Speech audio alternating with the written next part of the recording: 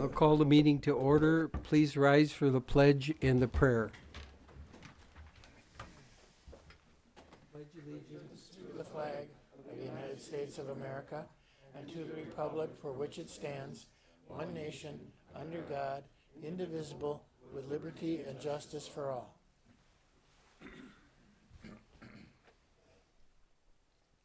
Am I on? Yes. We pray. Almighty God, merciful Father, your thoughts are not our thoughts. Your ways are not our ways. In your wisdom, you have permitted this disastrous sickness to befall our nation. We implore you, let not the hearts of your people despair, nor our faith fail us, but sustain and comfort us. Direct all efforts to attend the sick, console the bereaved, and protect the helpless. Bring hope and healing that we may find relief and restoration. Through Jesus Christ our Lord. Amen.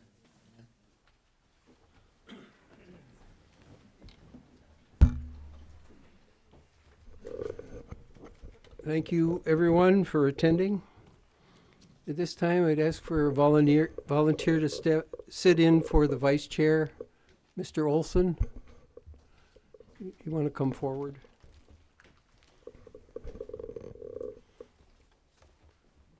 I want to make a few preliminary remarks before we get started. As you may know, the governor announced that groups of 10 or more should not meet if that is prohibited at this time, but there's an exception for government, necessary government activity. We do have an emergency declaration that we're taking up tonight. We also have two other time-sensitive issues that can't wait till the next meeting, which is probably more than a month away. We've asked that we've separated the board as much as we can, but for the citizens attending, try to separate as much as you can also. We do have some tissues available for anyone who needs them. We also have a few masks for anyone who may have been out of the country or in any area that has higher risk than our local area.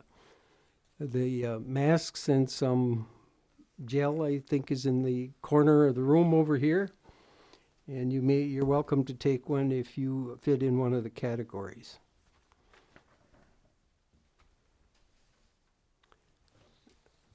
Next, I'd ask for a motion to approve the agenda. I will be moving a few things around in the resolution area. Ask you to approve the agenda. This is the current agenda is the second amended agenda. It should say that at the top, amended, and a 2 after it. So you're looking at the right agenda. Does everyone have the right agenda? I have amended, I don't have amended 2. Oh, Thank you. okay. Tom, which one do you have? I have amended 2. You have the right one. Okay, great. So I ask for a motion to approve the agenda number 2. Motion by Mr. Dell, second by Mr. Augustine. Are there any questions about the agenda? All in favor of the motion signify by saying aye. Aye. Next, motion carries. Next, I'd ask for a motion to approve the minutes. Motion by Ms. Kroll, second by, who is it back there? Oh, Miss Haskey. Yes. Are there any questions about the minutes? All in favor of the motion signify by saying aye. Aye. Opposed, the minutes are approved. Next, we'll open up the county board to citizens' input. Has anyone signed up to speak to the board? Yes. Please read the format for speaking to the board. The board will hear concerns members of the public wish to raise, but will not discuss or take action on any matter until the matter can be placed on an agenda with proper notice to the public. The board welcomes citizens to present their concerns to the board in a professional manner relevant to issues affecting Kewaunee County. Each citizen may take 3 minutes to present their concern, and the board has allotted a total of 20 minutes for this portion of the meeting. Please be mindful, the board may halt any disruptive comments and any comments that are threatening, vulgar, or abusive. Thank you. Anyone who wishes to speak to the board, after you speak to the board, you are welcome to leave. I'm not saying you have to leave, but we're trying to keep the size of this group as small as possible. Would the clerk please mention the first name? Robert Stearns.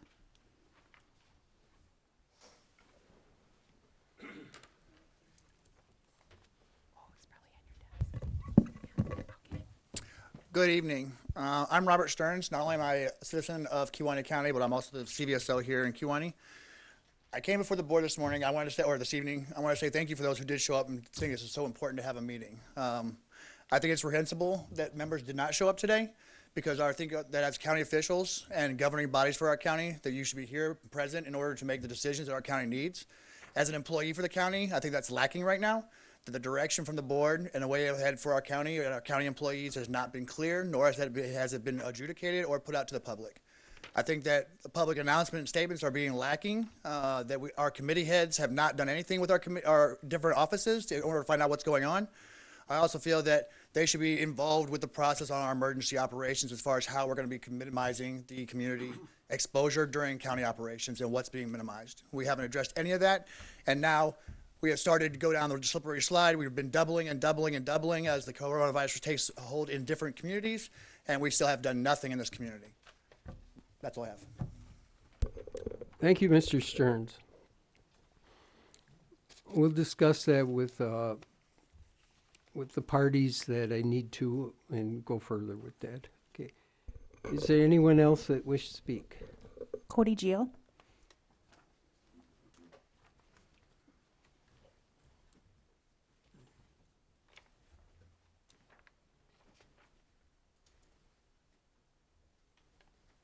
Hello, I'm Cody Geel. I live in Casco. My interest here is for the Greslow property, and I wanted to say thank you to the financial committee for approving it. I guess I'm seeking your approval. I have a business plan, I have a site plan, and I have an approval from the bank. If anybody wants to see it, they're welcome to see it. And like I said, any questions, I'd be happy to answer. So I'll let you guys go with that. Thank you, Mr. Geel. Anyone else? Joel Kitchens.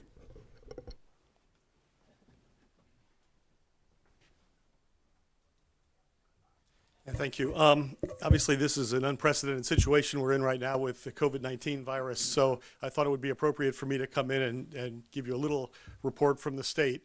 From the reports I'm hearing, I think people in Kewaunee County are being very cooperative and understanding of the terrible inconvenience and financial burden that they're taking with this.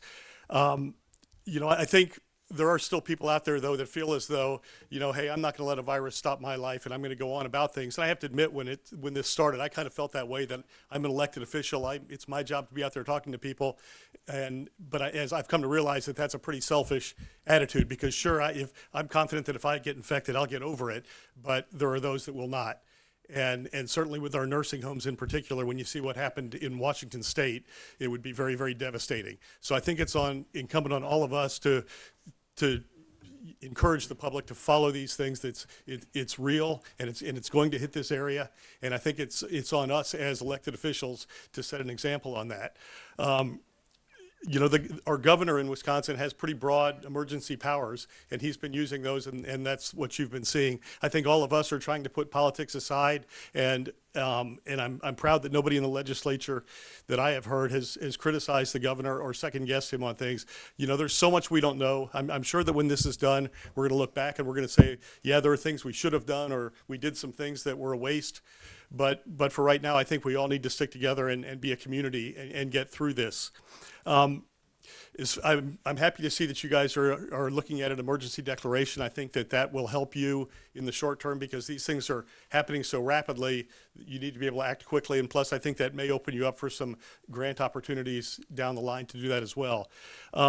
In Door County, just in the last day or so, one of the fire chiefs, the chief in Sister Bay, is organizing an effort, and they're going to have a website using the Peninsula Pulse and they already have like 90 volunteers, and all of the emergency personnel and the fire chiefs are involved in this, in taking people's questions and getting information to people and acting as sort of a conduit if there are people that need childcare or they need food delivered or medicine delivered, that will help with that. And I'm throwing that out there because it's the first community I've seen that so far has had such an organized effort. But if Kewaunee County, if there are people in Kewaunee County that are willing to take this on, I think the Peninsula Pulse would certainly, I think, be willing to allow you to use their website as well to piggyback onto that. So, you know, I guess that's pretty much all I have to say. I think that, again, you know, we need to get through this as a community. It's going to, you know, there's going to be a heavy burden for all of us. I think nobody's going to be untouched by this, and we need to support our local businesses and help them when this is all over. So if there is anybody, I guess I would also say that my role in this is really, I think, to communicate and to answer questions and to help you guys in any way that my office can. So I guess if there are any questions on government or on the state actions or what we can do, you know, I'd be happy to answer those. Any questions for the assemblyman? Thank you for coming, Joel. We appreciate it.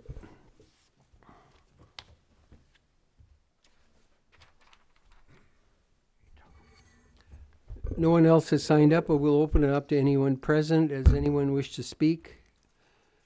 Does anyone wish to speak? Yes. Mr. Swanson.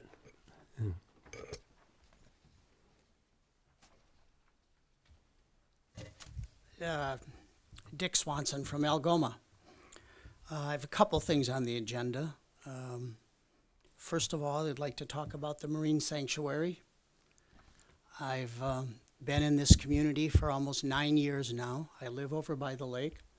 I've been a fisherman, a hunter. I was skin diving. I lived and grew up on water. And I'm telling you, this marine sanctuary is a plus for us if we are lucky enough to be added to it. I can see no way that we could attract any better customers into this county than with those that would be using the services. The marine sanctuary will end up somewhere. I want Kewaunee County to be part of it. So I know we have this empty building sitting over here, Shopco. Wouldn't that make a great marine sanctuary building? House it there. The parking is great. The building is big. You can see the lake. It would be perfect for the marine sanctuary. Perhaps the county could be looking into working and offering that building to entice them to move here. That's a pipe dream. I had another one. We could use it for the jail, administration side, and then build an incarceration wing. There's plenty of land there, plenty of parking. It could work and we might save money. But that may not happen, but it's just a thought. Use for the building. The other thing I want to talk about is the campground. Now, I've driven by that property many times, and I've been looking at it, trying to figure out what could work there. And here we have a buyer that wants to pay a really good price for the building, for the property, improve it, and bring in new customers year after year after year, visitors to this county. The kind of customers we should have here. We want to bring them here. And camping is one of the fastest growing RV section. It's still growing. And we have the lake to offer them. And Door County is just up north. It's a win-win for us. What I would not want to see happen is for somebody to go to that property and build a building for housing on 1 acre or 2, and then turn the rest of it into farm ag land taxed at $2 an acre. We need that tax base. We need that money. And I think this family that lives here, works here, could definitely improve it and make a difference. Thank you. Thank you, Dick. Is Does anyone else wish to speak? Anyone else wish to speak? Anyone else? Hearing no reply, we'll close citizens' input. Next on the agenda is appointments. There are none. We'll go to annual reports. The first report is the county health nurse speaking on COVID-19. County Health Director.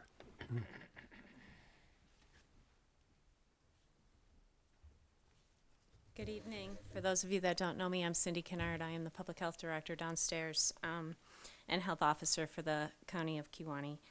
I'm just here to give you a brief situational update on the COVID-19 situation. We held one last Friday morning for staff, for department heads, for some of the county board members that came, and they asked me to come again tonight. So nationally right now, as of 2 p.m., there were 4,226 cases of COVID-19 with 75 deaths. In Wisconsin, we have 72 positive cases, no deaths documented. Within Kewaunee County right now, we have 0 positive cases. We have had numerous people tested. I probably have about 10 cases that are pending right now. That testing takes anywhere from 24 to 48 hours down at the State Lab of Hygiene or the Milwaukee Public Health Lab. They are in the process of getting about 3 or 4 additional labs in the state, but to my knowledge, most of those have not started up yet. State Lab has maintained that 24 to 48 hour turnaround for us by working now 7 days a week, and they're working 24 hours a day. So they had started out doing about 100 tests a day. They're up to about 400 tests a day that they can turn around. So with that said, what are our guidelines right now as far as travel? It is discouraged to travel anywhere to a level 2 or level 3 international country, and anyone coming in from one of those will go into a 14-day quarantine. In addition, with domestic travel, anything outside of the state of Wisconsin is discouraged. They haven't fully updated our list as to which states should be quarantined. We definitely know that California, Washington, and New York for sure should be. However, documented transmission is known to be in Florida, Georgia, Louisiana, Colorado, Massachusetts, and Wisconsin. That was the announcement that we got this afternoon. We have documented community transmission in Milwaukee, Dane, and Kenosha counties. So the counties that have cases right now, in case you're unaware, we had, as of 2 o'clock this afternoon, 19 in Dane County, 11 in Fond du Lac County, 4 in Kenosha, 24 in Milwaukee, 1 in Algoma, 1 in Pierce, 1 in Racine, 3 in Sheboygan, 4 in Waukesha, 3 in Winnebago, and 1 in Wood. The counties surrounding us directly do not have any known cases as of 2 o'clock this afternoon. The other big announcement that came out this afternoon, the governor issued a moratorium on mass gatherings of greater than 10 people. That was based on the community transmission that was known to have taken place within Milwaukee, Dane, and Kenosha. What that means for us is that they're discouraging any gatherings greater than 10. They have shut down all bars and restaurants. With that being said, bars and restaurants are still allowed to have takeout. So those businesses are not completely closed, but they are closed for the purpose of gathering inside of them. It does affect our faith communities. It does affect our shopping centers, things like that, where they're discouraging people to gather for other things, such as meetings or whatever it might be. So I don't know if you have direct questions. A lot of the businesses or buildings that are affected, we don't necessarily have in our county, like movie theaters and such. So, but there is a long list of exemptions. So for those of you on the board, you should have received an email from me about 3 o'clock today that had that link in there that you can open up and read. But local governments right now are exempt, and therefore we could hold our meeting tonight. Other things that we've done, we have contacted all of our long-term care facilities, and each of them has now posted that there is no visitation to their facility at this time. Our schools, as of 5 o'clock today, are closed down. No one is in operation, with the exception of maybe a parochial school. Are you still operating tomorrow? No. Okay, so everybody is closed down as of 5 o'clock today. With that being said, they all have plans to continue to educate the kids.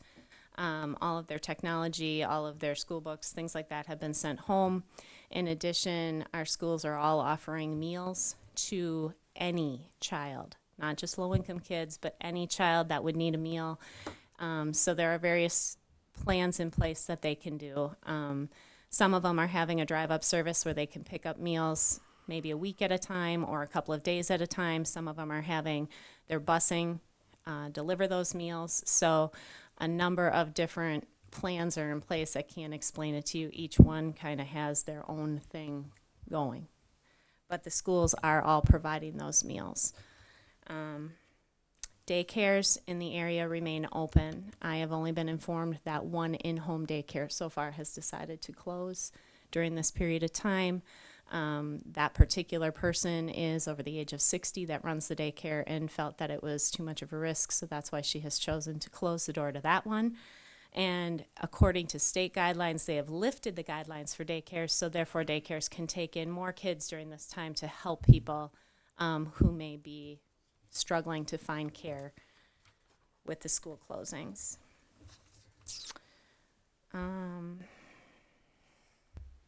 I did speak to our ADRC today. They are, as of, I believe, Thursday, closing their door to all walk-ins, but their services will remain in place. They are also still having frozen meals or delivered meals, I think, that are available, so you can contact them for those kind of services. We've been in contact with our businesses through the chambers and through the heads of the villages and municipalities to let them know what kind of communications we're sending out, so we're getting that message out to them regularly. And we've been in communication with all of our faith communities as well, so that they know the guidelines and can plan accordingly. Other than that, we've educated our own staff here on how to proceed forward. We are asking them to have in place a plan for each department as far as what might work best for them, if they have the ability to work at home, or how they're going to maintain essential services. And that's really what we're trying to do, is maintain essential services throughout the county to the best of our ability. Other than that, a lot of the guidelines that have been put in place are in regard to testing and hospitals and clinics, and for the most part, our message to anyone is, if you are sick, stay home. If you feel the need to go to an ER, call first to let them know that you're coming, and then they will decide if they will do testing, if you meet the guidelines that they're watching for, and they'll proceed accordingly. Do any of you have questions for me? Yeah. Cindy, they defined the contagious period of time. Communicability is believed to be somewhere between 2 and 14 days. So that's why that 14-day quarantine exists. People who have tested initially negative at a hospital site will remain in quarantine for 14 days if they do meet other criteria, such as they had either foreign travel or out-of-state travel, or have had contact with someone who has tested positive. Yeah. If someone wants to be tested, would they need to go to a Green Bay hospital? Or? Right now, most of the healthcare facilities have designated locations.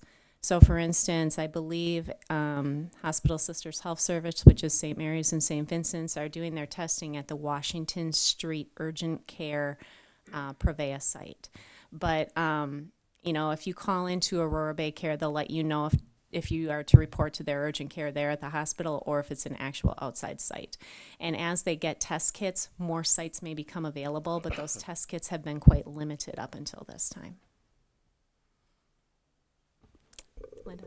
Linda? Is there anything, if you do contract it, Is there anything? Linda, can you use the microphone?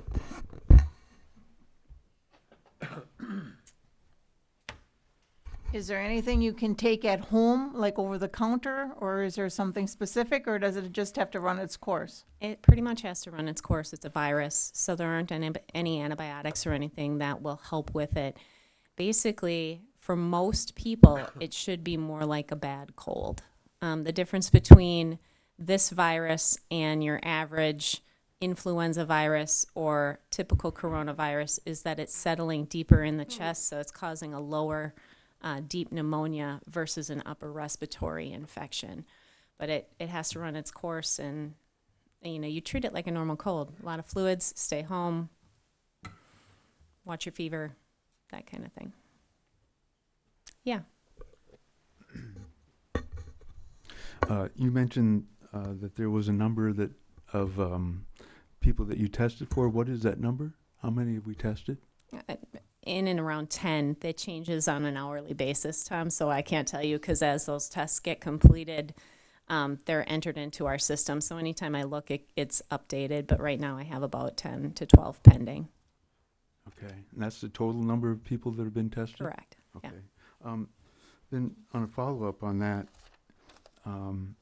what is the time when the time frame, the gap in time when you become infected and the time, and then you have to be analyzed, and that's a 2-day period, and if you end up being in the hospital, what would be the time frame in that? How long would that take to be infected, and by the time you ended up in the hospital if you became sick? I think that's dependent on each person's immune system, Tom. So some people will become infected and never know. They remain asymptomatic the entire time.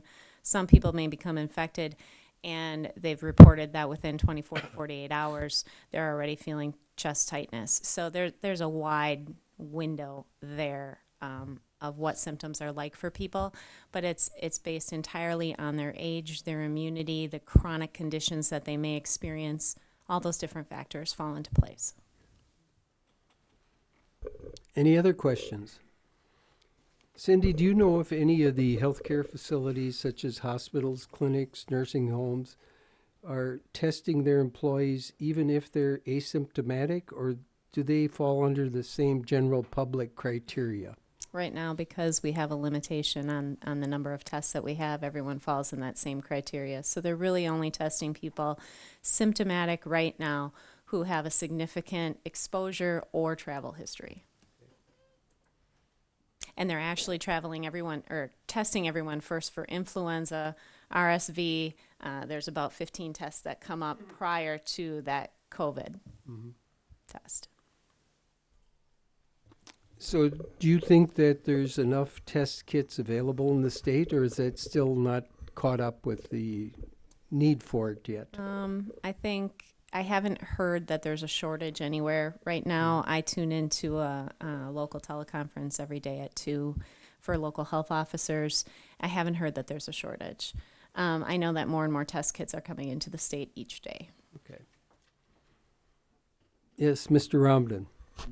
This might be a self-answered question, but say, for example, somebody goes in and wants to get tested, and they test negative. There's nothing saying that 2 days later they could get the virus. So, Correct. I mean, so that people are rushing to get these tests right. with So no if symptoms. they have that significant exposure, and they're tested, and they test negative on day 6.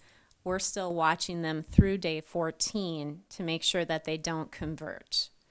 And those people have been told to return, actually, if they have that significant exposure. Now, there's been a few people that have snuck through the system, and we're all just like, oh, why did they choose to test that person?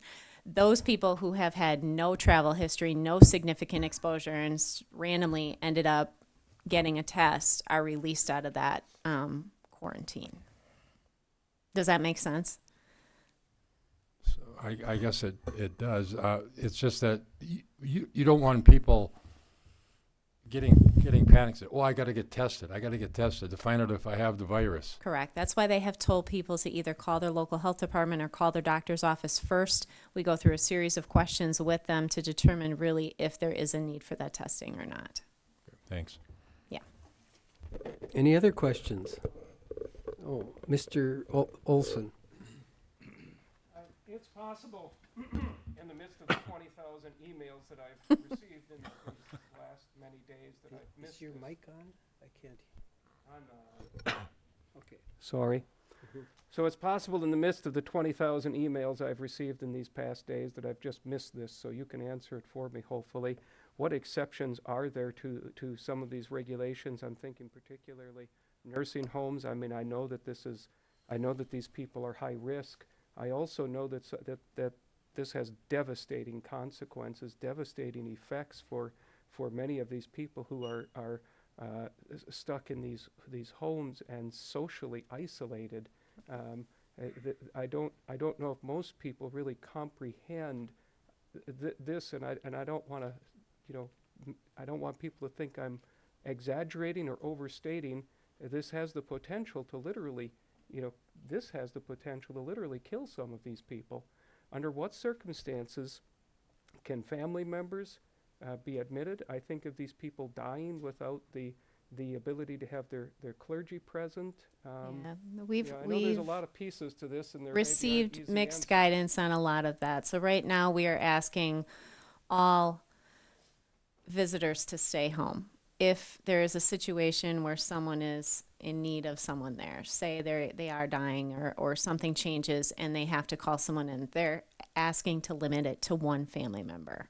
That family member is then asked to get their temperature taken, go through a series of questions, do an assessment on them just to make sure that they haven't been traveling, haven't recently been sick, aren't displaying any signs of illness at this point. So they're doing the best that they can to understand that situation, but yet to minimize that spread as much as possible. Thank you. Any other questions? Yes, Doug. I just got one question. Just, can you get the virus more than once? Do you know? Nope. I don't know the answer to that. I'm assuming the answer would be no, typically.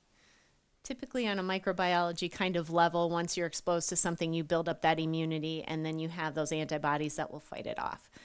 But there have been people who have come up with chickenpox twice and broken out with mumps twice, and there's always that rare exception. So once again, that might be based on someone's immunity. Doug, you can only get it twice if you're very unlucky. So you're okay. Anyone else? Thank you, Cindy, for speaking to us. We appreciate the information, and I know we'll be updated regularly, and we appreciate it. Thank you. And if you guys do have questions, feel free to email me. I'd be happy to answer those for you.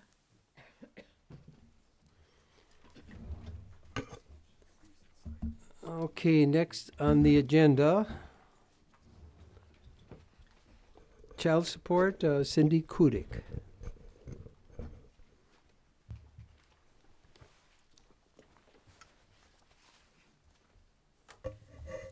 Good evening. I'm Cindy Kudik. I've been the coordinator for child support. I've been with county for over 40 years.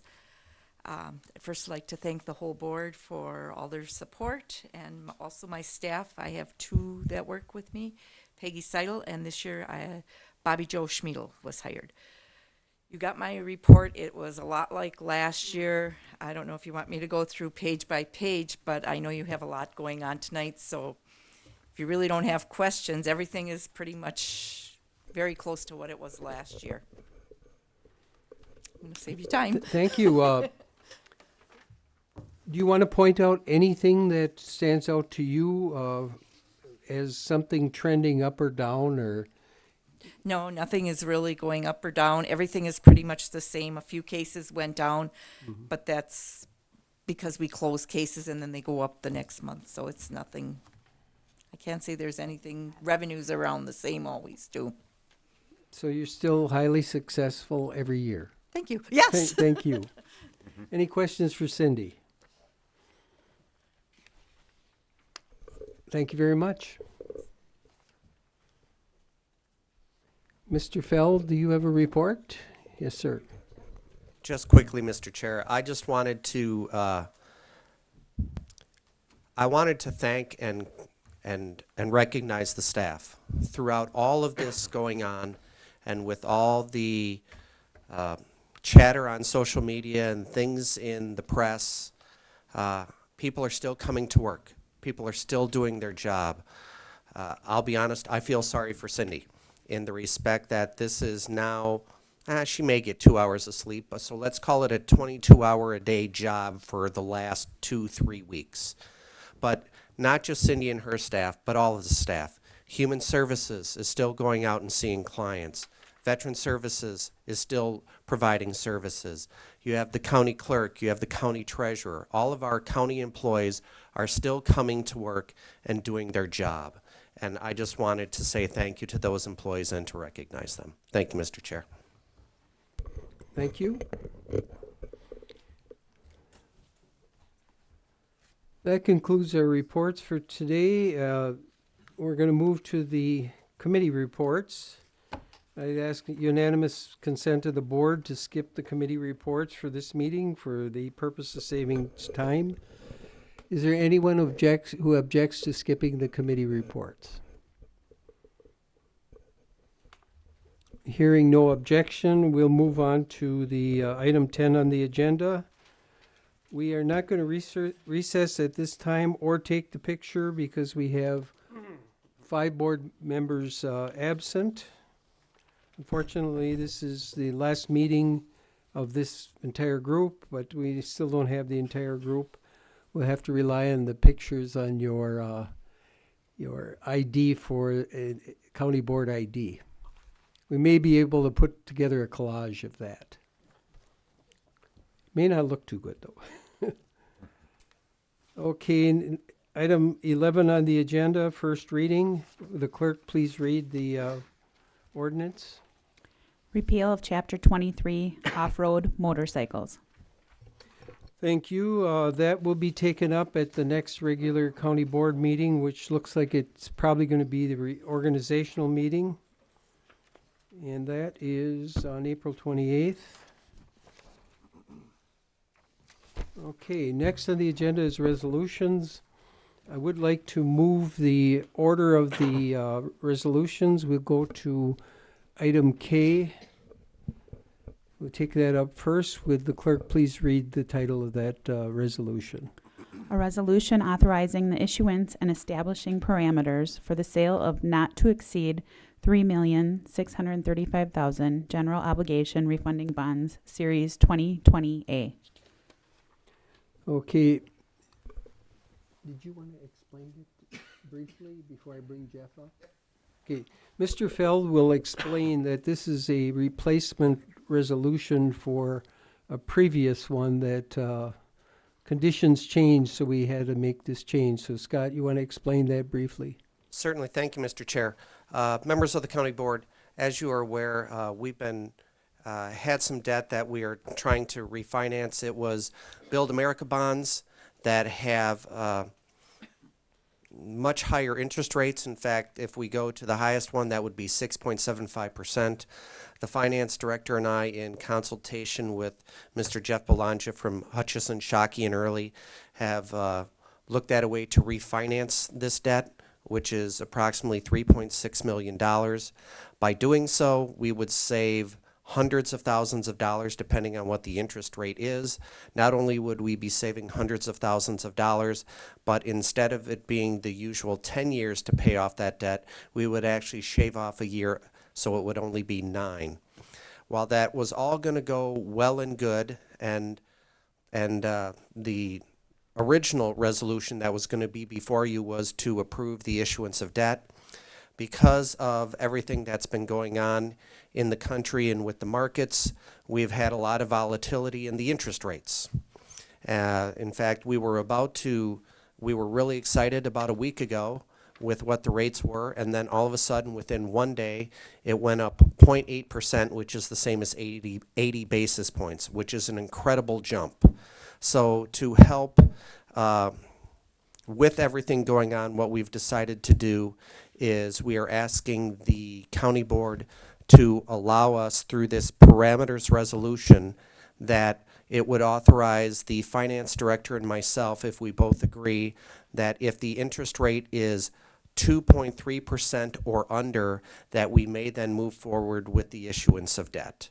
That doesn't mean that as soon as we hit 2.3 that we're going to go forward.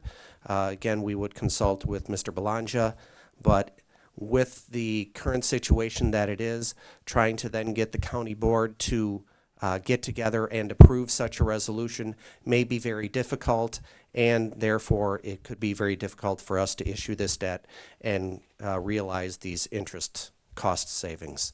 So if there's any technical questions, I'll leave that to Mr. Belongia. So. Okay, thank you, Scott. Does anyone have questions on this action of the board? It's more or less guidance to allow our administrator and our finance director to act on a favorable rating and a favorable rate. And those things are very volatile at this point. Mr. Belongia, why don't you come up front for a second and give us your reading on the conditions in the market right now.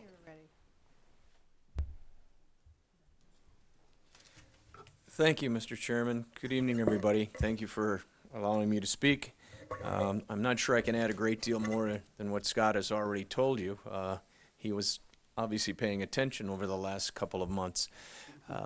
We did, and we were really excited about this particular issue when Paul and I and Scott started looking at the possibility of refunding and refinancing this debt.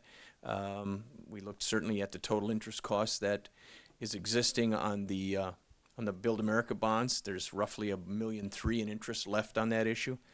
There's 10 years left on that issue. When we began to run schedules, we thought we'd be somewhere around a 2.5, which would save us net of about $600,000, which is significant when you think that you're when you're issuing $3.6 million and you've got a net savings that's roughly 20% of your par amount. That's significant. And up until last Tuesday, everything was going just as I had scripted it. The market had come to a point where we were relatively surprised from February into March. I had 3 issues the first 2 weeks of the month that were similarly rated to the counties, and they were coming in at a TIC, or a true interest cost, of about a 175. On Tuesday morning, I got a call from our underwriters just after I sent Mr. Kunish the interest rates from the City of Hartford sale, which is also a AA from the night before. Pretty tickled that we were going to actually beat the City of Hartford, and in terms of what those rates were going to be. And our underwriter informed me that, having gone out and done some pre-marketing, that all the buyers were telling him we're not doing anything. Basically said we're sitting on our hands. As you know, the Treasury market's dropped significantly, near zero now, is what they tell us. And put yourself on the other side. We're asking people to invest in the county's bonds. They're not going to give us the money at zero. It's usually priced off a Treasury of 35 basis points per year, which to you, 35 basis points, there's 100 basis points in 1%. So 35 is just over a third of 1%. If anybody here would like to buy those bonds out 9 years, having a yield of 35 basis points, we'd certainly be happy to sell them to you. But you get my point. So what has happened, since county boards normally only meet once a month, and buyers will only hold their interest rate quotes for 24 hours, we have a little bit of a disjunct there. So I suggested that we do a parameters resolution. So tonight, you have that resolution before you. We've reviewed it with finance. It sets those parameters. We still believe we're going to be able to deliver a net of $600,000 in savings in avoided interest costs to the county. But we can't wait we don't want to wait another 30 days and see what happens the day before your next county board meeting. We do market a couple days beforehand. We can get indication, but as I said, buyers are never expected to hold that quote for more than 24 hours. So in this process, let's say in 3 days, this settles out, because it's been almost a week now. Let's say this settles out. Buyers are coming back to the table. We're able to get quotes and interest rates where these guys want to buy those bonds, and it all fits into our package here, our parameters that we've outlined in your resolution. We're under 2.3%. We're saving, in excess of, $600,000 net. We would like for Paul and or Scott to be in a position to say yes to us so we can call the investors and say, hang on to your money, you've just bought Kewaunee bonds. Does everyone understand that process?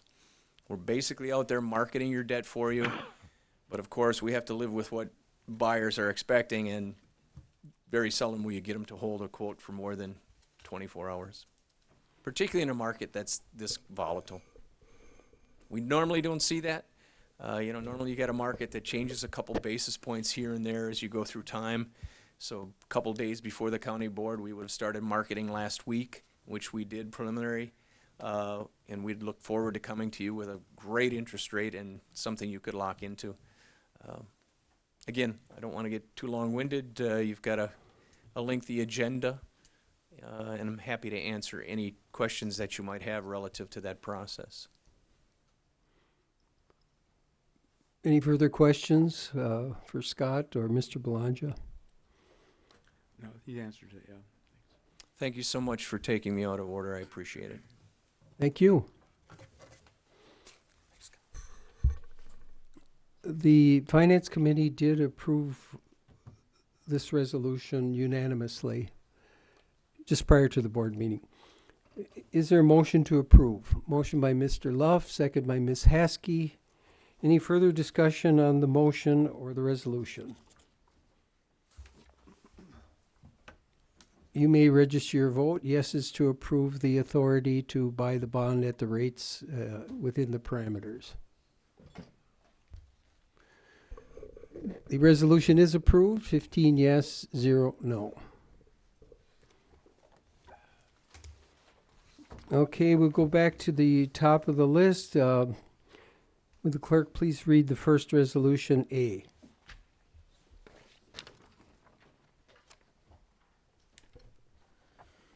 A resolution in support of a national marine sanctuary in Wisconsin's Mid-Lake region and inclusion of Kewaunee County's coastal areas. Thank you. I'd ask for a motion to approve. Motion by Mr. Luft, second by Ms. Haskey. Any discussion on the resolution? This topic has been around for quite a while. How long, Lee? Maybe a year? Two? Two. Yeah. Okay, Mr. Schmidt? Mr. Chair, this is probably going to go through tonight, but I'd like the the Board of Supervisors to be aware of some of the long-term consequences that there may be in this partnership. I see a lot of it kind of being a neutral because Kewaunee County actually only has two that I know of wrecks that are worthy of diving, and they're marginal dives. First of all, they're semi-deep water dives, which require special equipment, and second of all, they're not in a very good state. I called a number of dive shops, one from Rivers that says he only has 2 to 3 optimum weeks in Manitowoc County, and there they have the Christmas tree ship, which is kind of an iconic dive. But he said he only has 2 to 3 weeks, and it's mostly because of the weather being unpredictable. He runs up to Alpena to dive because they have numerous shipwrecks at all depths, and it's a protective harbor. As far as the economics, they do have a wonderful museum up there. I called up there, and the gal was very good about explaining the number of people they have go through there in a year. And then they do have one glass bottom boat. But being at the transition point of Lake Huron in Michigan, there's a tremendous amount of ships that went down within that semi-protected area. So dive shops can book dives commercially a year ahead, and they are booked up a year ahead, and they get people from all over the world because many of their wrecks are fully intact and draw in wealthier people who do the more expensive dives. As far as education, we do have 3 very well-established museums, one in Door County, one in Manitowoc County, and then the Rogers Maritime Museum in Rivers, all of them are very prime museums. So we do have the tourism, and I don't know if the count equals, but I would guess it very close to the 32,000 that they project they get up there in a season.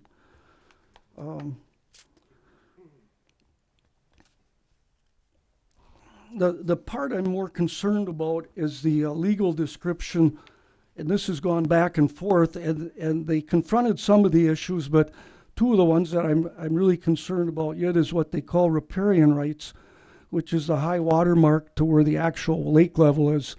Well, at this point, I think everyone knows that that's one and the same now. But under normal years, the beach can be 50 feet or as much as 200 feet when we have low water. For some reason, they don't want to give up that area, and it creates a lot of problems with getting permits for riparian rights to protect the land banks. And at this time, their legal description, they say they have no interest in it, but they actually do not waive the federal rights. They say they're not going to overstep the state rights as they are now. But it seems to be a point of contention yet, and they haven't moved that point under the new governor's description. I have an update from February 27th of this year, and this was sent out that they have not changed their position on the riparian rights or the shipping, fishing, harbor projections. They word that as not expected, which means at any point they can change. This also goes back to about 20 years ago when the Great Lakes Coalition was formed, and that it was all five of the states, 5 states and 2 provinces from Canada that surround the entire Great Lakes and the St. Lawrence Seaway. And their sole purpose was to help riparian rights as well as preserve the fresh water from the Great Lakes from being piped to this dry Southwest. This remains and still is an issue today, and NASA, for whatever reason, has also predicted that within 50 years they will establish this pipeline. And unfortunately, there won't be a valve in it. It'll be controlled entirely by the federal government. So I have those two very much concerns about the future of losing our rights as a locality and as a state, because once the federal government gets a hand on this, we're going to lose all control. And my faith in the federal government has dwindled a lot. So it's something that could be voted on in the future, too, if someone wants to propose to delay it. I'm sure Noah would jump at it at any opportunity they have. Other than that, I don't see a real plus or minus as far as Kewaunee County, because Door and Manitowoc both have well-established museums. Matter of fact, I met with the Door County administrator, and I asked him why they weren't involved with it, and he says we have more questions than answers, and they were kind of waiting for Kewaunee County, I guess, to lead the way in it. I had a long discussion with them, and went very well. But that's all I have to say. Okay, thank you. Anyone else wish to speak? Ms. Kroll. I do question what Mr. Schmidt said. If it's so great, I'm wondering why Door County hasn't jumped on this. Huge for tourism. There is a lot of fine print in there where it could be worded many different ways. So I do think we should really think about going ahead with this. I think there's some things that are in captions that could sway 2 different ways. So, and like I said, I'm shocked that Door County, being a tourist, if this is about tourism, wouldn't have jumped on this already. Thank you, Ms. Kroll. Mr. Love. Yeah, Door County was never included in the initial Lake Michigan Marine Sanctuary.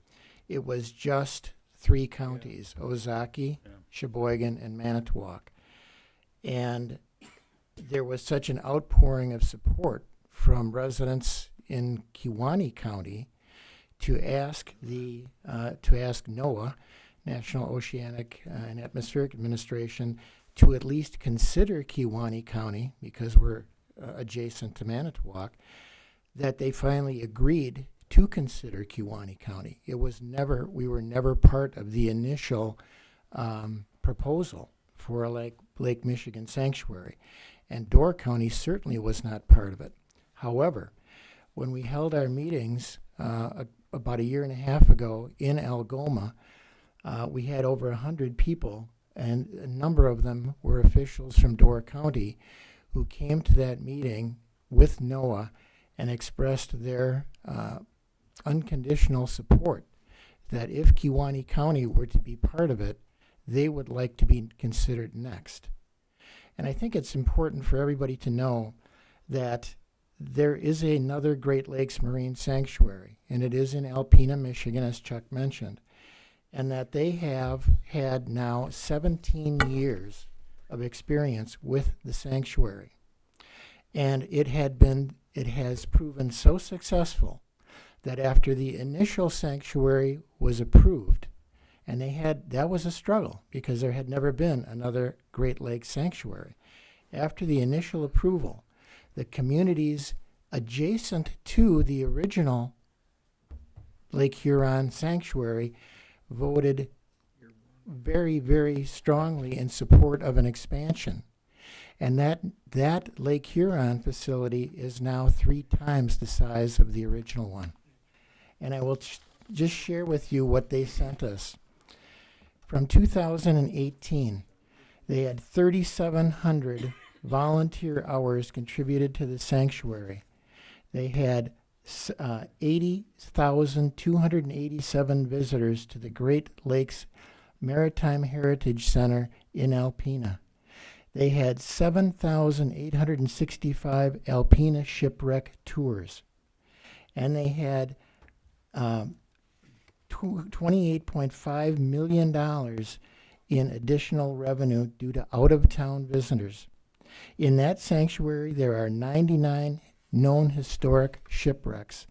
In the 4 counties in Wisconsin, we would have nearly double that. And in fact, here's the map from the Kewaunee County Historical Society for you to look at. We have over 42 shipwrecks that are diveable in Kewaunee County, including 7 over in the Red River area. So I think that we have a tremendous amount to gain by being a part of this, and I think we would be missing a huge opportunity to bring new people into our area if we pass on this opportunity. Please know every other community that is involved in the sanctuary has approved it in a strong fashion. That includes Ozaukee County, Port Washington, Manitowoc County, Manitowoc, Sheboygan County, Sheboygan, also 2 Rivers. All of them have come out in favor of this. This will be the only body, including Algoma and the city of Algoma and Kewaunee, have also approved unanimously that they would go ahead in support of this. We will be the only body, the only elected body who decides that we should not go forward. Thank you. Any other questions? Yes, Mr. Lucas. I don't have a question. I just want to read the last sentence that the Corporation Counsel had in his letter. However, I will caution that these federal regulations are subject to change, which could include emergency regulatory action by the Secretary of Commerce with the approval of the governor. You know, they tell you something, and a couple of years down the road, things change, and they take the local control away, and I'm afraid that's what would happen. Thank you, and I forgot to point that out, that the Corp Council did do an evaluation, very balanced, positive, negative, and they're pointing out some of the unknowns. And I think that's my problem with the designation of the sanctuary is right now these shipwrecks are available for diving with no federal regulation whatsoever. The wrecks are also protected from scavengers and people who come and take the fixtures off. And I just cannot understand if these shipwrecks are so attractive for divers, why no one's going. out there to look at them. We don't have a dive shop in Kewaunee County, is that correct, Chuck? And there is one in Two Rivers, I think. But it's been sold as a mecca for divers who want to look at ships. Right now, there's no reason why they can't do it with the present laws that avail the shipwreck diving to them. So the benefits are somewhat questionable in my mind. I would hope there would be great benefits. Alpena certainly has shown some positive tourism, but I'm not sure it's to do with the sanctuary. It's just a beautiful place. It's similar to Door County. So I don't know if it compares with us. We don't have the harbor that Alpena has, which can accommodate boating in fairly rough weather. We have no protected areas to do that. On the other side of it, the benefits to me are not unproven and unknown. The negatives are also unknown. The federal government says that they will not regulate commercial fishing, sport fishing, harbor dredging, harbor maintenance. But the regulation also says that if you discover any kind of artifact or relic or historic fixture, that area is cordoned off for any kind of construction, improvement, or dock. So a few months ago, we had a resolution that dealt with immunizations and regulation over individuals on immunization. At the time, I didn't know that there was two strong sides to that question. I think this is very similar. That it's about, do we want the federal government to overlay the authority of the state rules and presumably county plans on how we want to use our lake and lake shore. I guess I would come down, I would not condemn this as a really bad thing. I would just say I'm always someone who has an aversion to risk. If we're taking a risk by turning it over to the federal government, I would not be able to accept that risk. Does anyone else wish to speak? Mr. Augustine? I just want to add one thing too. I follow a lot of the stuff in the agricultural community, and one of the things that I see that the federal government is doing, if you watch closely out in California, there's this little fish called a Delta smelt, and the federal government controls the water coming out of the mountains in California, and they have ran agriculture out of California. So if we would accept this with the vague language that our lawyer or our corp counsel also read through, we don't know what could happen. And moving forward, this could possibly hurt the agricultural community in Wisconsin too. So that's all I have to add. Anyone else? Yes, Ms. Haskey. Yes, I have a lot of action of being up in the area where the Alpena Rogers City is, because my husband's family is from Alpena Rogers City. And I was up there before this happened, and I've seen the growth over the years, and I think it's been very beneficial to that area.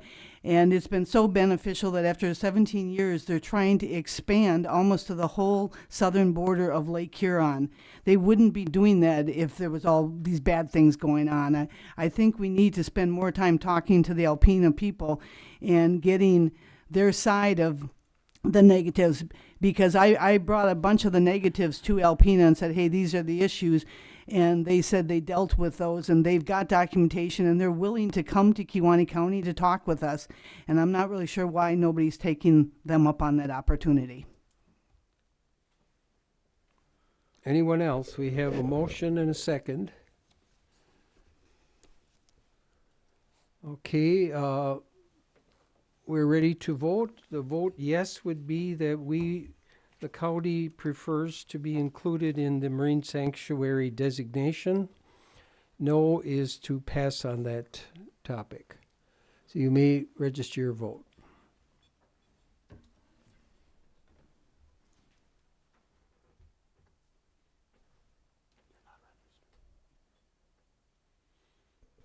The resolution is defeated, 5 yes, 10 no.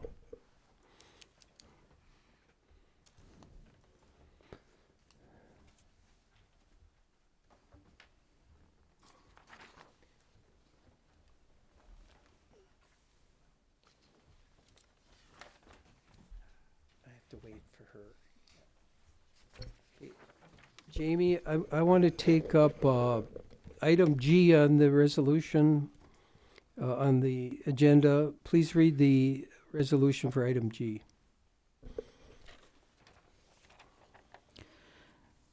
Resolution for confirmation of tax deed sale, E5970, 9th Road, Town of Pierce. Thank you. I'd ask for a motion to approve. Second. Motion by Mr. Kuschart. Who was the second? Mr. Romden is a second. Any questions on this resolution?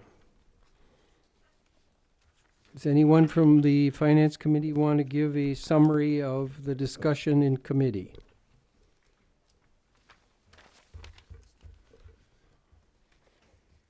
Yes, Ms. Haskey. Okay, the current campground offer had been coming to the finance a couple of times. Every time we put out for somebody to make an offer, that gentleman came forward. And he's got very, very well thought out plans. And I think we need to look at what we can do in Kewaunee County, bring business to Kewaunee County. When we go to national things in state, they're always saying that Kewaunee County is getting to be an old county and we need to step up bringing young people in. And I think here we have a young family wanting to come in and do a business that is going to bring maybe hundreds of tourist people into Kewaunee County that may decide to stay here. So I think it's a win-win for Kewaunee County to let this campground happen. Thank you. Ms. Teskey.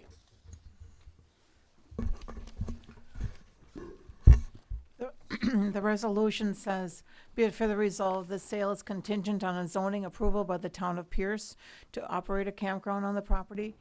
And the letter from the town of Pierce that all board members should have received, it says, the housing fits town's zoning A2, the campground does not.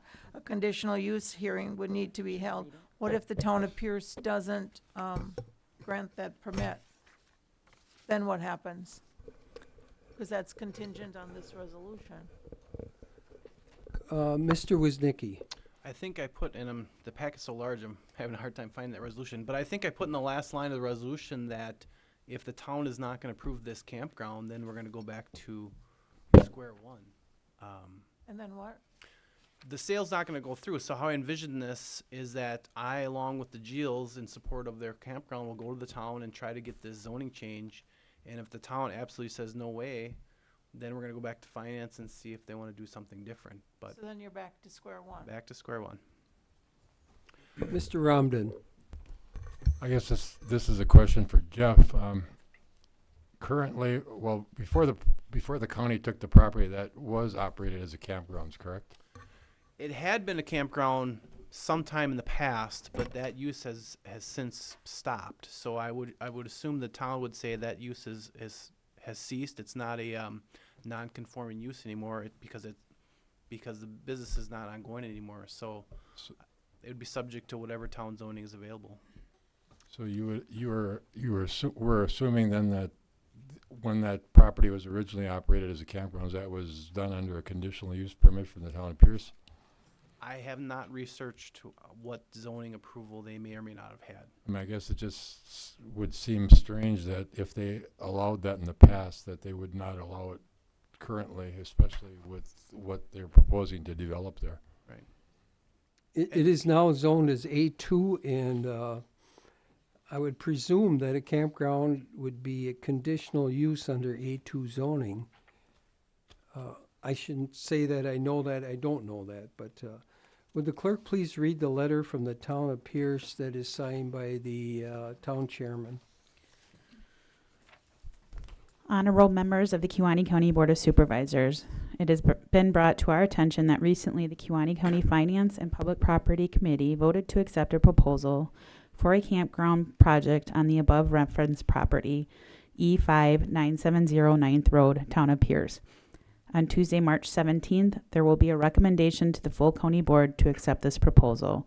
When this started, Supervisor Lee Luft reported to the Pierce Town Board that the county was looking for a developer to put homes on this site, and this would build our tax base.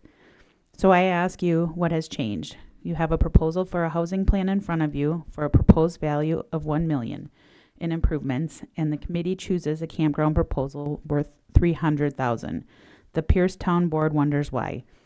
The following are reasons why the Pierce Town Board is in favor of a housing development versus a campground. More tax base and sustainable tax revenue for years to come. Housing fits town zoning A2. The campground does not. A conditional use hearing would need to be held. There are numerous campgrounds in the area already. A new campground could hurt business for the existing campgrounds. The area around this 30-acre site is mostly agricultural land. There will be lots of farm equipment traffic daily in spring, summer, and fall. The Pierce Town Board also questions, is there a business plan and guarantees attached to the campground plan? Lastly, the Pierce Town Board strongly supports the housing proposal over the campground proposal. As elected officials representing our taxpayers, we have to consider the whole picture. What will be most advantageous for our tax base and sustainable tax revenue for years to come? I wish to thank you for your time and consideration. Due to scheduling conflicts, I am unable to personally present this to the County Board on March 17th monthly meeting. If there are questions, please call me. Brian Puppum.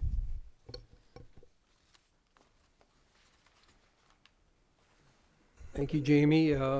Is anyone, I just wanted to mention this was approved in finance on a split vote, 3 yes, 1 no. Yes, Mr. Lucas. I just want to say that Brian Papalam also did contact me today. I represent part of Pierce Town, and he expressed that the town of Pierce would like to see the Ebert proposal because it brings more tax base in. And I think all along, when you've been studying this, that's what you were looking for, the most tax base. So I don't know why you didn't consider that.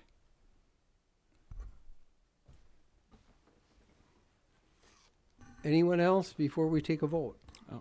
Mr. Romden. Well, we've looked at this piece of property for a long time at the finance, going back and forth, looking for ideas, and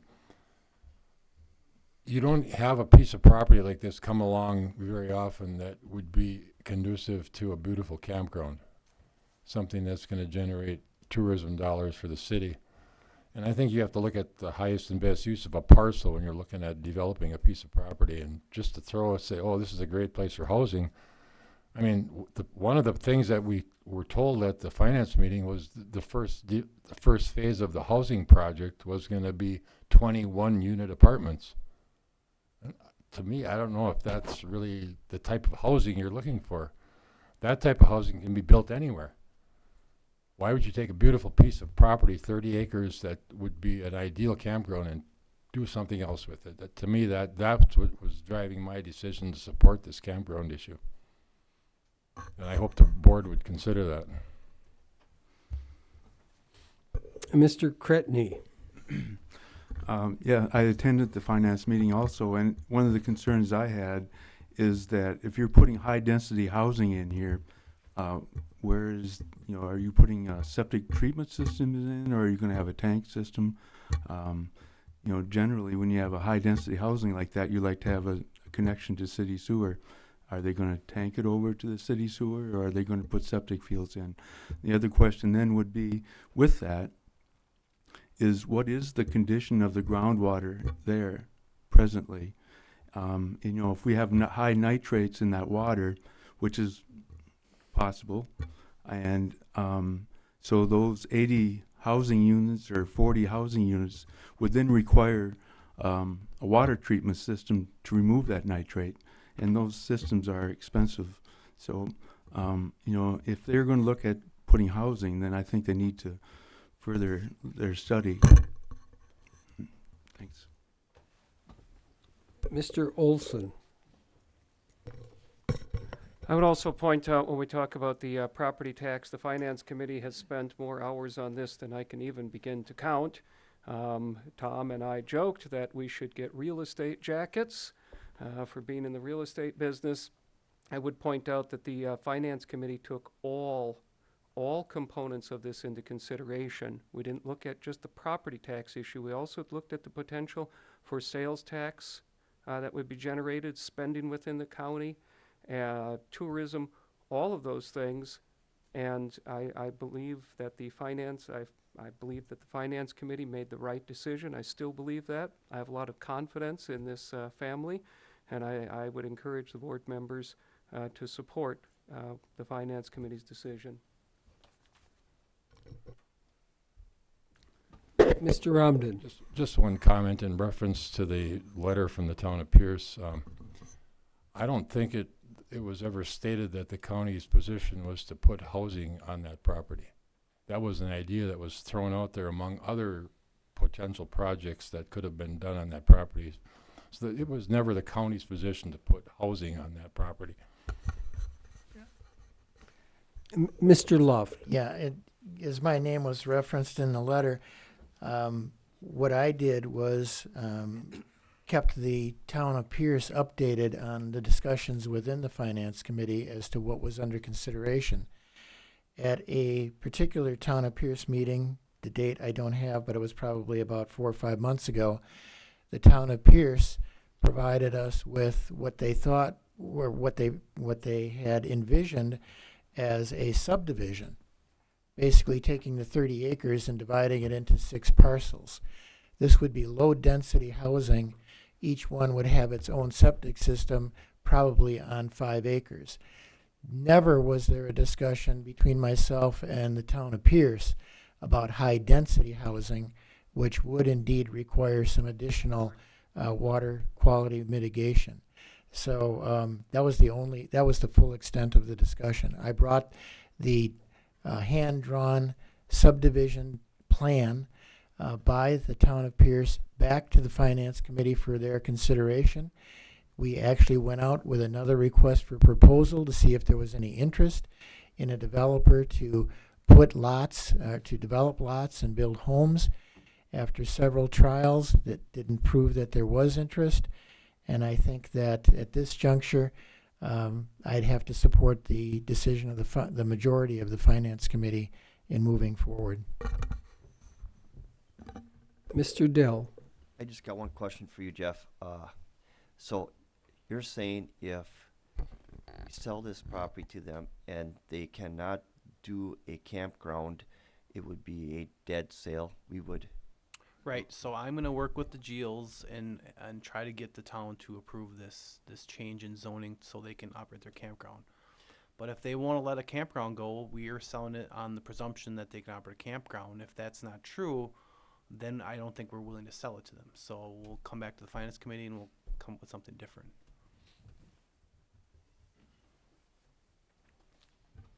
Anyone else? Corey. Oh, Mr. Koshart.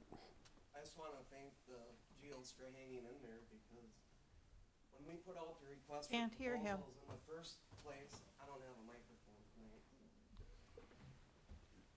He came forward, and then we went out again. We wonder why business doesn't come here. Well, if somebody comes to you with what you asked for, and then you start over again, and he comes back again, I just thank him for doing that, because frankly I wouldn't, because to me it makes us seem like we're not looking for business, or we're looking for certain things. So thank you, Mr. Geel, for hanging in there.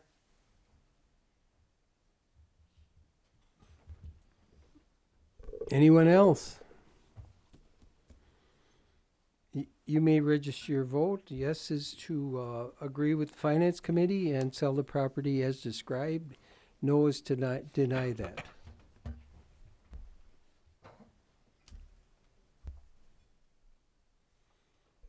The resolution is approved, 13 yes, 2 no.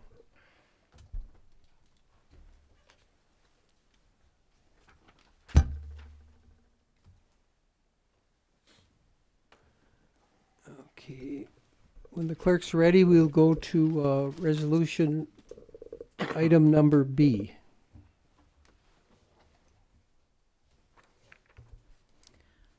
A resolution establishing total annual compensation for county elected officials.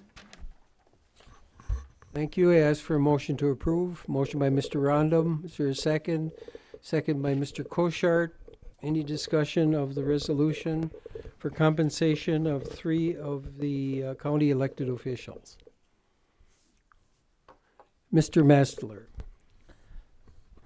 I'm not sure how many of the board members are aware. The compensation includes a 3% increase over the period of time, but it also in the first year includes a $2,500 kicker. And I would like to put a friendly motion in to that resolution to eliminate the $2,500 kicker and to only put a 3% increase in over that period of time. In that first year, the savings would be roughly $8,598. Second year, $9,122. In the third year, $93.96 for the 3 officials. Oh, you're adding 3 together. Okay. I wasn't following till you said that. Say, okay, the motion to amend is as, you want to state it again in a brief form? Okay, the motion would be to eliminate the $2,500 kicker and just keep the 3% increase. Okay. All right, is there a second to that motion to amend? Mr. Lucas seconds the motion to amend. Discussion of the motion. So, Mr. Feld or Mr. Kunish, you want to figure out what those line items would look like under the amended version? I have a comment on the motion if you're taking discussion. Yes. We addressed this issue at last Finance Committee meeting. And in looking at where the Executive Committee. At the Executive Committee and where the Registry of Deeds, the county clerk and the county treasurer were at, and in looking at what this board has done with the pay scale over the last year and how that was changed and adjusted. If you look back to 2017 and going forward to 2020, many of those department head positions on average their salaries have increased at least $5,000 to $7,000 over that 5-year period or 4-year period. So I felt personally that it was appropriate to make an adjustment on the elected official salaries and also put in some type of percentage step over the next few years to try to keep them in line with what the current county employees are getting. They're getting a 1.5% or a 2.5% increase on the pay scale plus the cost of living over as time out into perpetuity as it is now. So I just felt that it was appropriate to make those adjustments and add the 3% increases on an annual basis. And that was supported, I think, I don't know if it was unanimously or if it was 7-1 at the Executive Committee. I don't remember what the exact vote was. 6-1. But the vote was 6-1 to support the proposal that's in front of you. So I'd encourage the members of the board to support our elected officials. Thank you. I'm having a calculation done to show what those numbers would be for the 4 years. And then if Scott has that, John, I want you to tell me if those are the same figures you're proposing. Okay, Scott?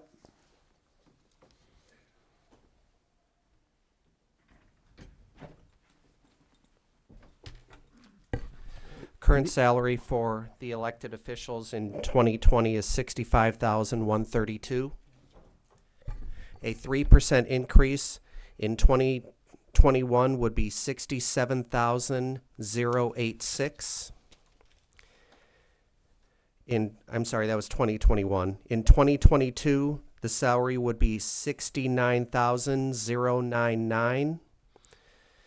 In 2023, the salary would be $71,172. And in 24, that would be $73,307. That would be an annual increase of 3% each year without the $2,500 pursuant to Supervisor Mastler's amendment. John, are those the numbers you worked with? Yes. Okay. Any other questions or comments before we take a vote on the amendment offered? Mr. Romden. Just for clarification, the $2,500 initial increase in the salaries was a one-time right now. It wasn't every year for 4 years. Correct. It was labeled as a catch-up amount that we were adding to it. Any other questions? Mr. Olson. I wasn't at this meeting where this was decided, and I'm still not sure I'm entirely understanding. So, where is the $2,500 showing up here? This is in the 69,661, or is this not showing? It doesn't show that as a separate amount, but the present salary for 2020 is $65,132. The committee voted and approved to add $2,500 on top of that, plus a 3%, and that's what the 2021 salary was going to be.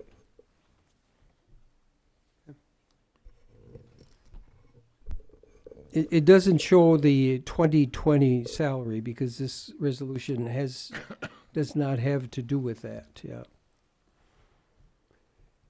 Any other questions? We're going to vote on the motion to amend. Mr. Massler offered the motion. We have the numbers that he suggested. You may register your vote. Yes, if you agree with the amendment. No, if you want to deny that.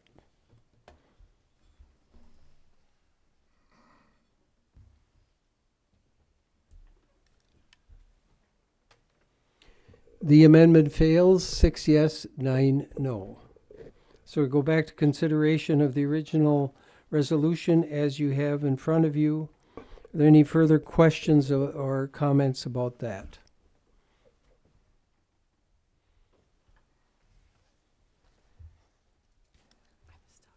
We have a motion and a second to approve. If there are no further questions, you may register your vote to approve the resolution as presented that in your packet.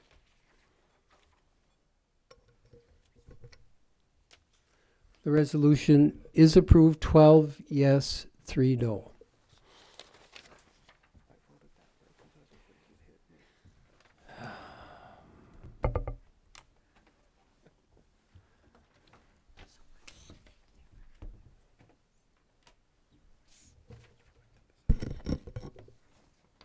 Okay, we can proceed with C.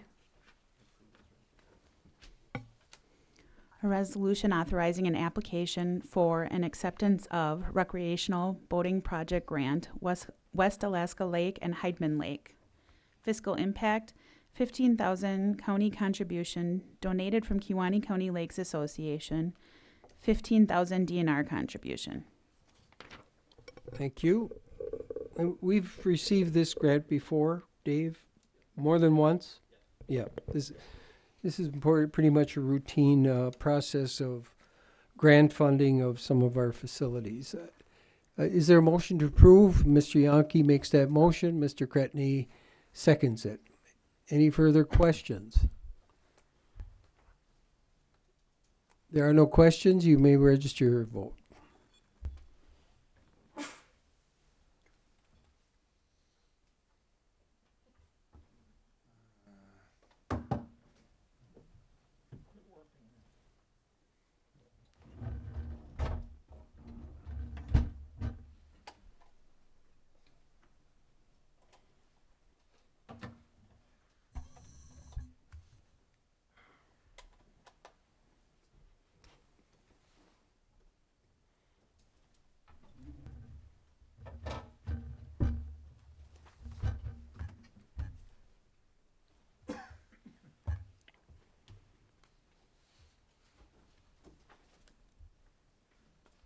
Oh, we have a result.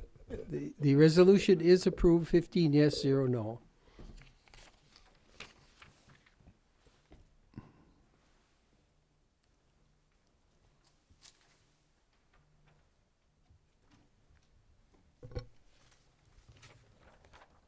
Item D on the resolutions.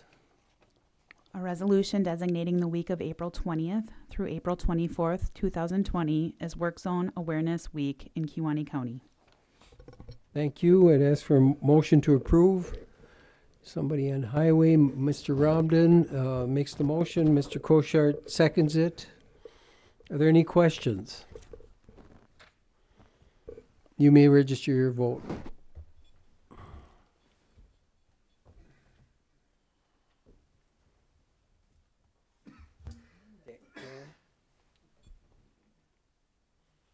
Resolution is approved, 15 yes, 0 no.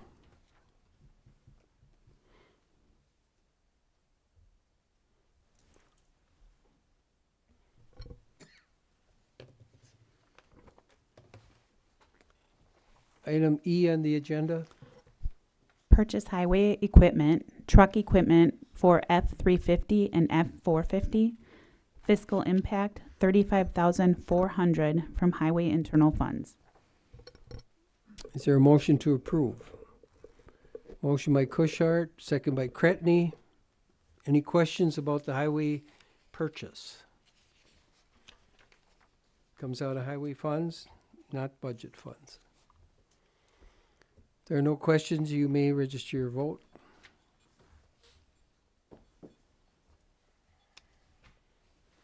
The resolution is approved, 15 yes, 0 no.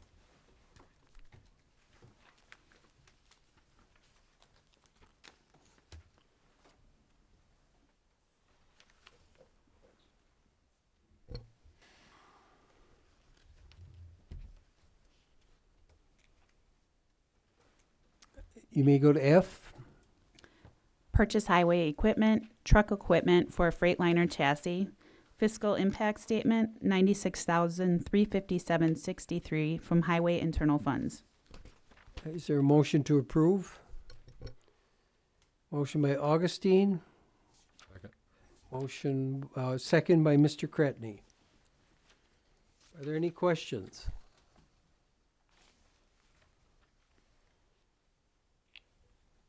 They sent us a nice picture. We know what we're buying. There are no questions, so you may register your vote.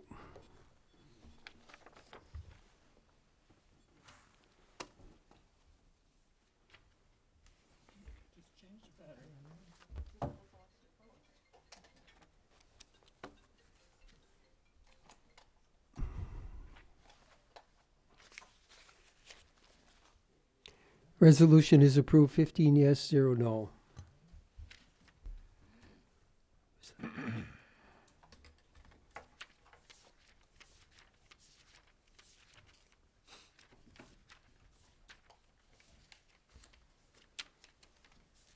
You may read H.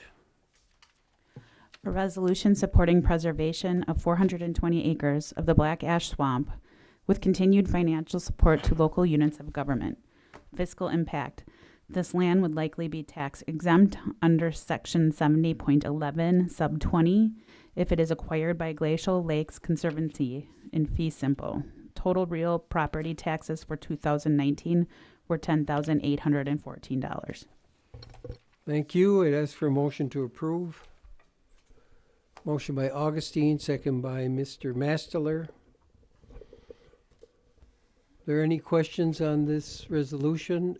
I have had someone ask me, they thought it was a little confusing because the resolution states that we support this transaction, but we support it if it has a component in it that keeps the property taxable. And it's kind of counterintuitive that if you vote yes, you're actually voting no to the transaction. The resolution states, yes, we are in favor of the land transaction only if the property stays taxable. But that is not the proposal that GLC worked with. So I think we should try to clarify this and make sure it's in a little bit clearer language. Mr. Olson? I would offer a amendment, add in line 19, be it further resolved, the board does not support the proposed purchase if GLC intends to apply for tax exempt status for the property. Is there a second? Mr. Lucas seconds that. Any discussion on the motion to amend? Mr. Cretney? I guess I'm interested to see what is the plan that that they're proposing to do for this property. Preserve the swamp. What does that mean? I would like to see something to come out there to express what is that they're going to do. Are they going to cut down all the trees? They're gonna have to, sooner or later. They did state that they'd like to open it up for hunting. They'll do we do have some literature on this, some identification of flora and fauna, plant life, animal life, identify species, do education, that type of thing. Yes, Corey has further information. Just that the town of Lincoln went through this a number of months ago, because it is in the town of Lincoln. We passed a resolution in support of it. I had a lot of questions too, and they came to the town board and gave us their presentation, and were able to answer our questions as far as it still being available for public hunting, public access for whatever. I mean, right now it is very wet. Other times it's not. So it's basically, in my eyes, it gets turned into state land, public hunting, which we have some in other areas too. Right. So my personal opinion is, I looked at it from the standpoint of the number of people that are constantly calling the farm wondering if they can hunt on our property. This gives them another spot to go. So I understand that the tax implications, but I also looked at it from the standpoint that there are taxpayers that don't have land to hunt on. So. Okay, we're discussing the amendment offered. Anyone have any further questions on the amendment? To clarify that the county board is not in favor of this sale if the property becomes tax exempt. Yes, Mr. Dell. I don't understand, because if it's going to be state land, they are going to be tax exempt. It is not going to be state land. It is going to be managed by a conservancy. State land does come with, most state land comes with the taxable status. We have land in the county where we get $30,000 worth of tax from state land. But this is not going to be state land. It's going to be a private conservancy is going to own it. So they'll be paying tax. No, they can request the Department of Revenue to designate the land tax exempt. And more than likely, the Department of Revenue would deem the property tax exempt. 501c3, and there's criteria for that, but they would qualify. Okay, so if you vote yes for this, and it's not tax exempt, and they go forward not being tax exempt, then it would not be sold to them? If we don't agree to this sale, it stays taxable. It stays in private hands and stays taxable. Is this confusing to anyone? Yeah. Mm-hmm. Okay. Okay. Jeff or Scott? Well, I can just go first, and you can clean up. So, this is proposed to be purchased by the Glacial Lakes Conservancy, which is a private nonprofit organization. That in and of itself does not make the land exempt.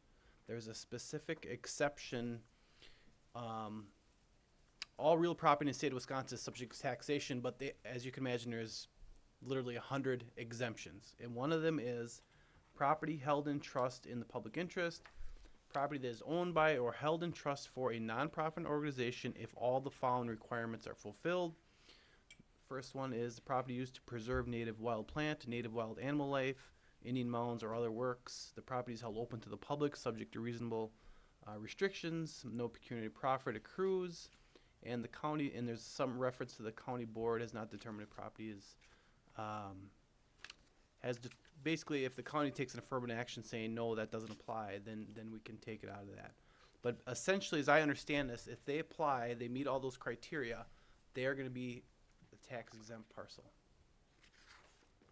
And we did have a meeting with them. They stated that they will, my question was, will they agree to pay property tax or a payment in lieu of taxes, which would mean a yearly compensation for all the taxable districts, and they did not feel they should do that. They felt it should be tax exempt. So then who pays the taxes? No one does. Basically, the taxes that we would not collect on that property are redistributed among all the other taxpayers. So it's shifting the tax from this parcel onto everyone else. It has the biggest impact in Lincoln. So it removes the taxes. Correct. It becomes zero. Okay, we're still working on the amendment. The amendment, who? Mr. Cretney, okay. I guess, I'm not sure if this fits into this part of it, if we go to the next part, but it seems to me that there should be a plan and that they would say, this is what we're going to do. I think that's important. This is a very valuable resource, the wetlands. And this is, I mean, it's part of a very large ecosystem that this is going to have a major effect upon that ecosystem. So I'm just surprised that there's no plan to explain what is their intent, how do they plan to do this, and what is the results they're going to hope for. Yes, if you want to summarize, they have a booklet that they sent to the township, and they distributed a copy to us at our meeting. And it does state briefly what they want to do with the property, which is preserve it, not really disturb it. Yes, Scott? Yes, the chairman's right. We had a meeting with a GLC regarding their plans for the 420 acres of that is willing to be donated to them to the Black Ash Swamp, of the Black Ash Swamp. What they're then doing is they are putting in a grant application from the Knowles Stewardship Fund to help pay for the purchase of that property from this owner. As for the plan, there is a plan, but there's no improvement plan. It is basically I would almost call it a retention plan. There's a certain amount of making sure and maintaining the gravel road that goes into it, having a kiosk for some information. But as for any type of culling or cutting, there's no plans for that at all. So the purpose of it is to have it remain as in its natural state as a swamp. Where the impacts that could come from this is that, as the chairman had indicated, there are some state lands where the state will pay to the county in lieu of property taxes that we would have normally received, but now would not because it's state-owned land. The state provides us annual payments in lieu of what would have been property tax. In this case, GLC would not be providing any of those payments. The other impact that could be coming about that could be concern to the county is that this is 420 acres of a swamp that is 5,000 acres. And so what could eventually happen is you could have more donations of this type coming in and requests for this property to become tax exempt.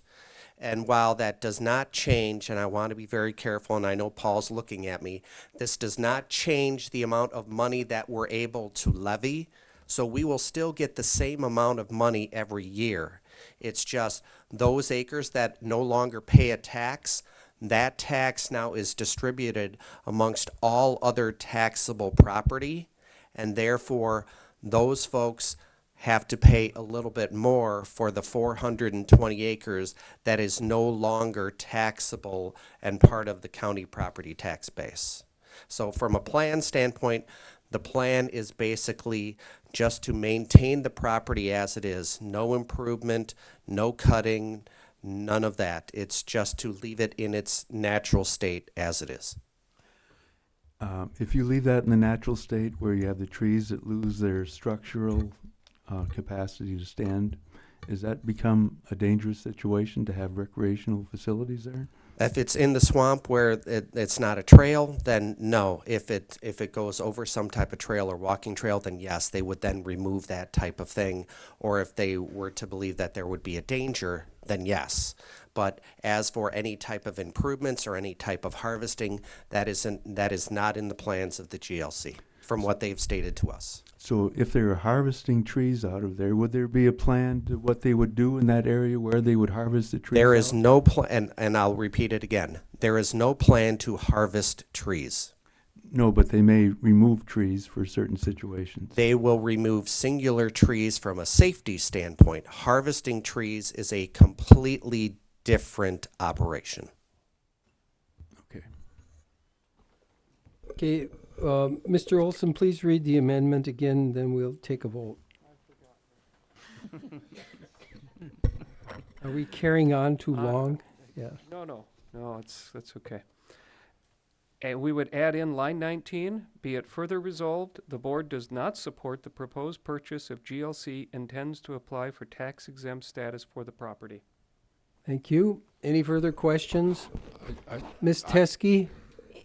If the committee received additional information, like you have that brochure, why didn't the rest of us get that so that we could look at that too?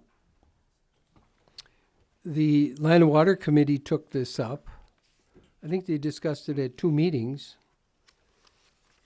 I don't recall if you had the proposal from GLC. Aaron, do you remember? Mr. Chair, was there a conversation in between our last land and water meeting and tonight's meeting with Great Lakes Conservancy that when they said they're not going to pay the property tax, or they're going to go? I don't recall that conversation coming up in our land and water meeting. No, they presented to, I think Jeff was there, Mr. Feld, myself, one of the assessors that is knowledgeable about taxation, and I can't remember if there was anyone else. I guess that's why this is a little unclear, this resolution tonight, by adding that line in, because I thought we were supporting it, that they were willing to, willing to pay the tax, and now it sounds like they're not, so now we don't want to support the moving forward with the sale of this 420 acres if they don't pay the tax, correct? That's correct. I think it was written in a way to incentivize the sale of the property in a way that would remain taxable. So we're not opposed to a sale, just the right kind of sale. So I think we stated that in the resolution, made it clear to them, if you want to acquire it, we want it to be taxable. And we're in favor of that, but it has to be taxable. That's why we're adding line 19. Yes, Mr. Romden. I guess this is another legal question, but does the county really have any control about if I'm a willing seller and you're a willing buyer, that can the county say, hey, you can't sell it to this guy or give it to this guy? Or No, they certainly can sell it to the Glacial Lakes Conservancy. What the impact of this resolution is they are applying for that Knowles grant, Knowles Nelson Stewardship Grant. And if this county provides an adverse resolution, that may weigh heavily in the decision to grant them their grant or not. thank you. Okay.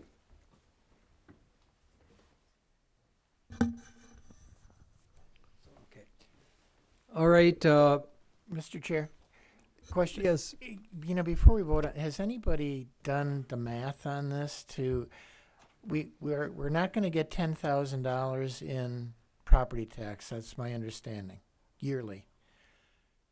What is the impact on a typical $100,000 home or $200,000 home? I mean, is it worth, I don't know what the real number is gonna be, but if it's $1.50 or 50 cents or 25 cents, is that something that, is it worth preserving the property for that kind of impact on on our taxpayers? And I don't know how to vote because I don't know what that number is. well, I think there's one, Scott will answer that in a second, but the concern is that the black ash swamp, and some of you may know this, has emerald ash in it. It has a South American beetle of some sort. The emerald ash kills the ash. The beetle kills the soft maple. And as a timber resource, it has gone virtually to zero. And that comes from a DNR forester. The value of the timber is virtually zero. So the thought is, out of the 5,000 acres, many landowners would love to sell their property to anybody who will accept it. And this conservatory can apply for grants and keep buying very big chunks of this property. So I think we have to take a stand up front before this gets to be a practice of how to unload all this property and take it out of our tax rolls. Mr. Luft, Supervisor Luft, I think the chairman is explaining what is the issue. It's not specifically the issue of 420 acres in this specific sale, because from a dollar standpoint, putting $10,000 across all county property, a taxable property within the county, is very minute. In fact, probably wouldn't even be seen for the most part. The issue comes down to if the county were to allow this, the feeling is that this may be a precedent, which then 420 acres becomes more 100 acres, and then all of a sudden thousands of acres, which is now taken off of the tax roll, which then from that cumulative effect could therefore affect the property taxes of multiple county residents, because that property tax that was being paid on that land has now been transferred over to these other parcel holders. Mr. Cretney. If the value of the trees have decreased to zero, then how can the property tax be so high? I mean, you're getting 10,000, or that seems kind of high. Maybe it's not. I don't know. But it seems like now you've lost all that value. Shouldn't the taxes be recalculated for that based on that? That's a question for an assessor. Yeah. Okay, if there are no more questions, we'll take a vote. Yes, Ms. Teskey.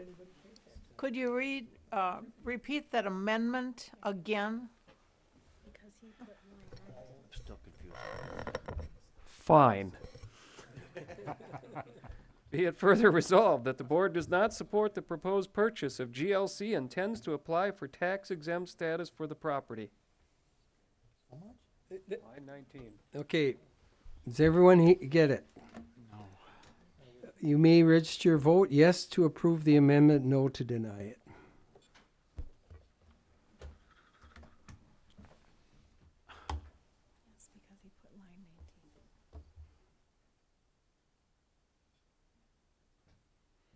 The amendment is approved, 12 yes, 3 no. Now we go back to discussion of the entire resolution as written with the amendment. Are there any further questions before we vote on that?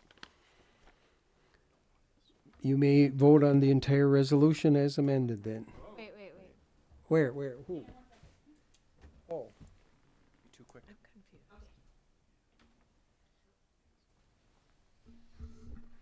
I'm confused. So what did we just vote on? That was on amending the underlying resolution. So now the resolution includes that language that Mr. Olson repeated several times. So that's what you're Okay. voting on. So now we're voting on what, The whole resolution of with what we're the putting amended. in on with line 19. Yes. Basically reaffirming what was already the amendment. The amendment just added an exclamation point. So we said yes to add that line 19. Now we're gonna Now you're gonna vote vote it on the with whole that thing. line in. Yes. Okay. Is Jamie ready? Okay. Now we're ready. You may vote on the entire resolution as amended. Resolution is approved, 13 yes, 2 no. At this time, we'll take a recess. Our recording tape is reaching the end, so we have to change that out. Should be about a 10-minute recess. Yes, Ms. Teskey. Before we recess, I just want to say I'm sorry that the other members are not here tonight, but we did plan a little reception for the outgoing supervisors that will no longer be here after tonight. There is cheese and sausage and crackers over there, and there is a cake, and there's some juice, so please help yourself.